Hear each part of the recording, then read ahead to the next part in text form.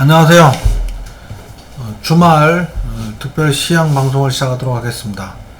9월 다음 주에 이제 FOMC 회의가 열리거든요. FOMC 회의 열리면 회의 끝난 이후에 파월 연준 의장이 기자회견을 할 거예요.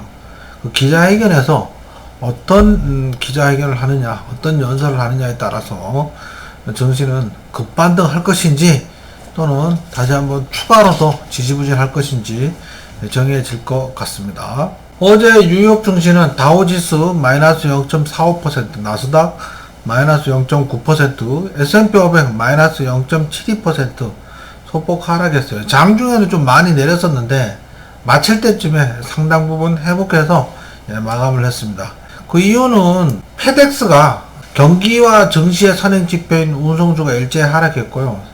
세계 경제 침체 우려 때문에 페덱스가 21.4% 급락하는 일이 벌어졌거든요. 그 월가는 이 페덱스에 주목하고 있었어요. 글로벌 경제가 악화 우려해서 페덱스는 기존의 이제 연간 실적 전망을 철회하고요. 약화된 글로벌 선적 물량에 대응하기 위해서 비용 절감 조치를 취하겠다고 발표를 했어요. 그러면서 이제 증시가 마이너스 21.4% 떨어지니까 뉴욕 증시가 깜짝 놀란 거죠. 자, 페덱스의 부정적인 전망의 주요 원인은 아시아 지역의 약세로 꼽았는데 환율이 굉장히 올랐잖아요. 환율이 굉장히 오르니까 조금 오른 게 아니고 많이 올랐죠.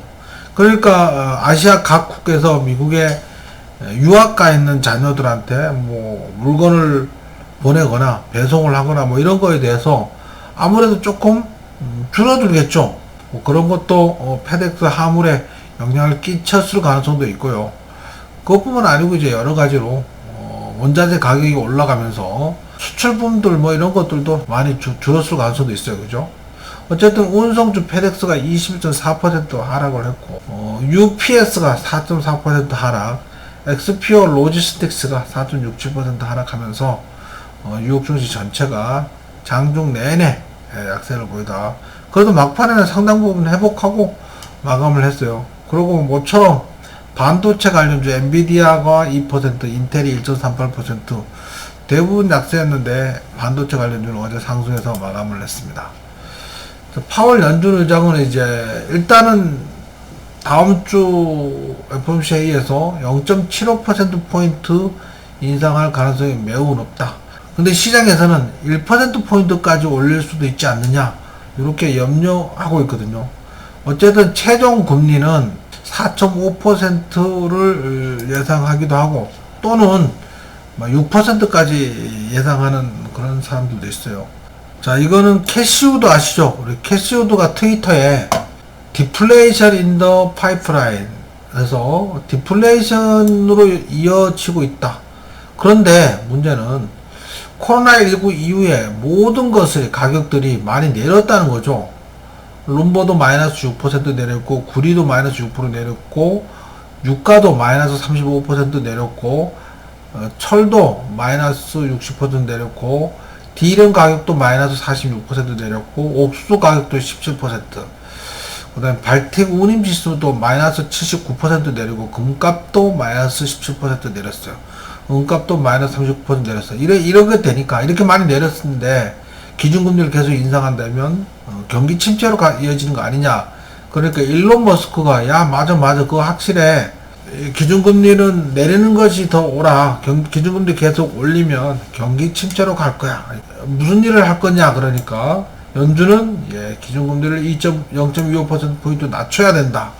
이렇게 얘기를 했어요. 그래서, 지금 계속 기준금리 인상을 올리면 그 경기 침체로 가니까 기준금리를 낮춰야 된다 이렇게 얘기를 했는데 두 사람의 말이 뭐 영향을 끼치진 않을 건데 문제는 이 두 사람들이 어떤 사람들이에요? 시중에서 관심이 많은 오피니언 리더들이란 말이야. 오피니언 리더다 보니까 이 두 사람이 이런 말을 하기 시작하면 너도 나도 지금 경기 침체에 대한 불안감을 갖고 있는 수많은 사람들이 맞아. 야, 연준 너희들이 너무해. 이대로 계속 올리다가는 우리 모두 다 죽어. 이렇게 말할 여지도 있잖아요. 그렇게 되면 이제 연준에서 기조를 조금 낮출 가능성도 있습니다. 두 사람 말 듣고 낮추는 게 아니고 이 사람 두 사람의 말이 촉매제가 돼서 너도 나도 야, 연준 너희들 잘못하고 있다고 떠드는 거지. 연준은 이제 국민들이 원하는 쪽으로 가는 그런 정책을 내리는 경우도 많습니다. 자, 이건 지난 9월 13일 건데 8월 소비자 물가 지수가 전년 동월보다 8.3% 올랐다. 시장 전망치 8.0%를 상회했다. 변동성이 큰 에너지 식품을 제외한 근원 소비자 물가 지수가 전년 동월보다 6.3%, 전월보다 0.6% 올라서 깜짝 놀랐다. 그래서 증시가 많이 내렸다. 이 중에 중장기 사이클을 보여주는 주거비 상승을 볼 때 단기간에 끝날 것 같지 않다. 그래서 이때 나스닥이 5% 내렸죠. S&P 500은 마이너스 4.6%가 내리고 이런 일이 벌어졌어요. 에너지 가격이 한 10% 이상 내려갔음에도 불구하고 인건비와 기업의 비용 증가와 주거비 상승 등이 인플레이션을 장기화 끌 것으로 나타냈다. 이런 상황에서 기준금리를 계속 인상을 하면 경기 침체로 갈 것이 명확하니까 이제 기준금리를 좀 낮춰야 된다. 뭐 이렇게 얘기하는 거죠. 어쨌든 CME에서 설문조사에 의거하면 9월 0.75%포인트 인상 확률은 86%에서 68%로 낮아졌고 1%포인트 기준금리 인상한 확률이 32%로 치솟았죠. 만약 이렇게 되면 뭐 다 죽자는 거지. 너 죽고 나 죽자 뭐 이런 거지 뭐. 월가에서는 금리 인상 속도를 늦출 것이라는 희망이 사라지면서 연준이 오는 20일, 20일 열리는 9월 FOMC에서 0.75%포인트 인상은 거의 확실시되고 있어. 최종 목표가 4에서 4.5% 정도 예상하고 있는데 또는 6%까지도 예상하는 전문가들도 있거든요. 이렇게 되면 경기는 굉장히 어려워질 겁니다.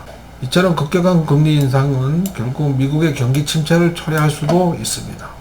자, 인플레이션을 잡기 위해서 미국 기준금리는 4.56% 목표까지 올릴 것이냐. 연준의 공격적인 금리 인상 정책이 지속된다면 경기 침체 리스크가 확대되고 이렇게 되면 민간 부분 신용 성장과 지출이 감소할 것입니다. 경기는 침체 국면에 도달하게 될 것이고 하지만 현재 현금 수준이 상대적으로 매우 높기 때문에 상당 기간 경과 후에 경기 침체가 올 거다. 당장은 안 올 거라는 것이. 이렇게 해서 너무 큰 걱정하지 말아라. 이런 게 시장 전문가들의 의견입니다. 자, 요거는 뭐냐 하면요. 제가 다우존스 지수에 다우지수 1945년부터 92년까지 다우지수인데 예를 보면 1968년도에 마이너스 30% 떨어진 적이 있어요. 72년 1차 오일 쇼크 때 마이너스 45%, 76년 2차 오일 쇼크 때 마이너스 25%, 이제 여기서 여기까지 떨어진 거예요, 여기까지. 여기서 여기까지. 이렇게 떨어진 적 있죠. 그 다음에 1987년에 블랙 먼데이 때 하루아침에 마이너스 30, 40% 떨어진 적이 있어. 갑자기. 이때 깜짝 놀랐어. 그런데 아직도 원인이 정확히 밝혀지지 않았어요. 이 당시 이제 모든 경제학자들이 연구를 하고 그래서 뭐라고 추정을 하는데 정확하진 않아.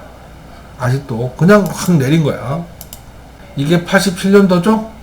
2000년대 닷컴 버블로 다우지수가 마이너스 33%, 2007년 세계 금융위기 때 다우지수가 마이너스 50% 떨어졌고요.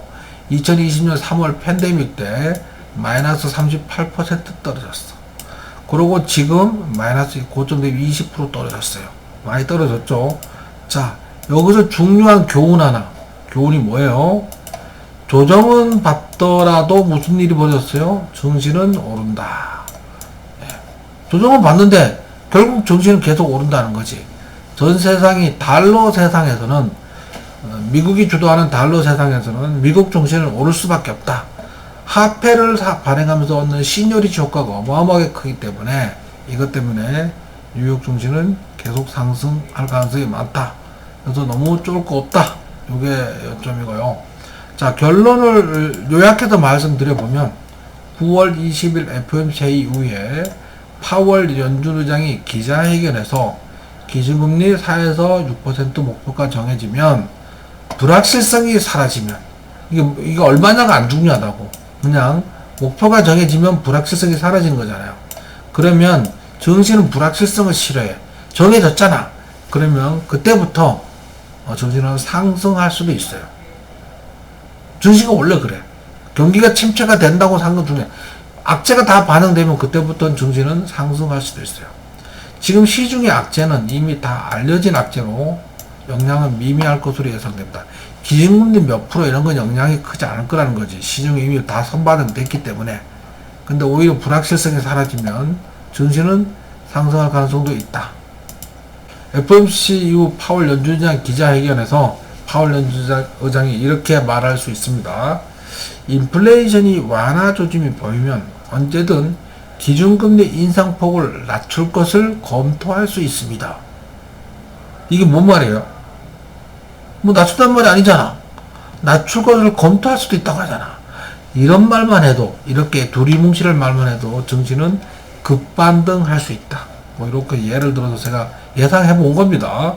이렇게 말할지 아니면 좀 더 강력한 의지를 표현할지는 알 수 없죠. 알 수 없지만 이런 정도의 완화되는 발언만 하더라도 증시는 크게 반등할 수 있습니다. 자, 남은 주말 편히 쉬시고 내일 편하게 쉬고 월요일 뵙도록 하겠습니다. 월요일과 화요일까지는 좀 보수적으로 대응하고요. 수요일부터 파월 연준의장의 기자회견을 보고 그때부터는 좀 공격적으로 투자를 하면 될 것 같습니다. 자, 어려운 장 연일 이어지고 있는데 수고 많으셨습니다. 다음 주까지 화이팅 하겠습니다.